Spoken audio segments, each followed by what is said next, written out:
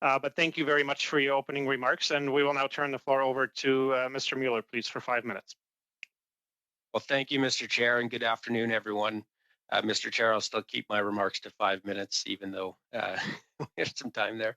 So it's a pleasure to be here on behalf of the Aerospace Industries Association of Canada. As always, we appreciate your interest in our industry and your willingness to work with us on the challenges we are facing.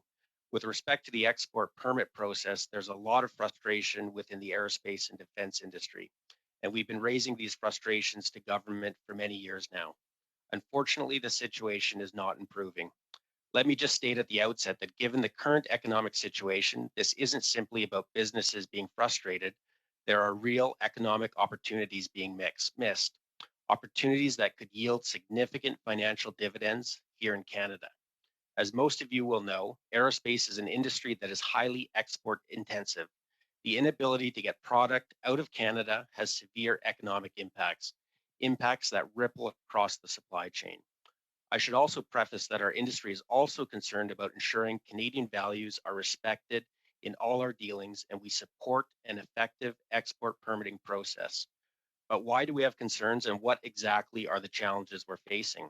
Hundreds of millions of dollars of work has been lost, and hundreds of millions more is still at stake, all supporting good paying Canadian jobs.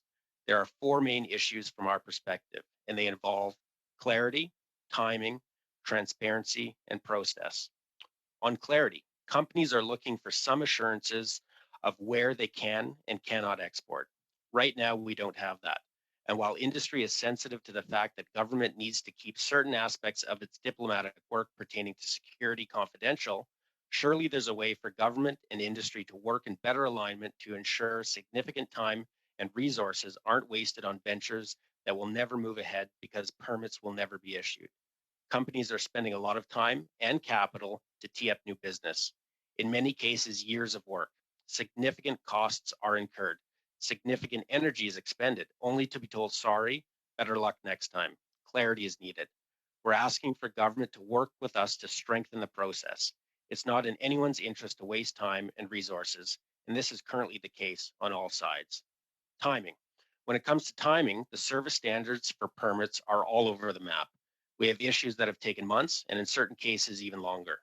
Businesses need assurances if they are exporting from Canada that the timing to secure the permit is not going to jeopardize the sale.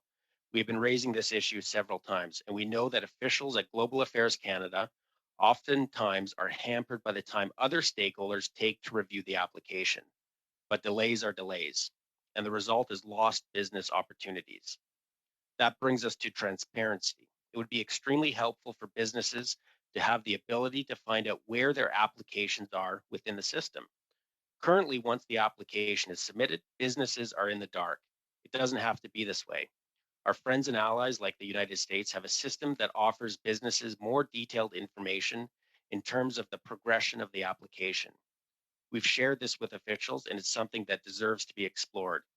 Finally, on the overall process, it is our firm belief that an overall review is needed to ensure the process doesn't inhibit the ability of business to export from Canada.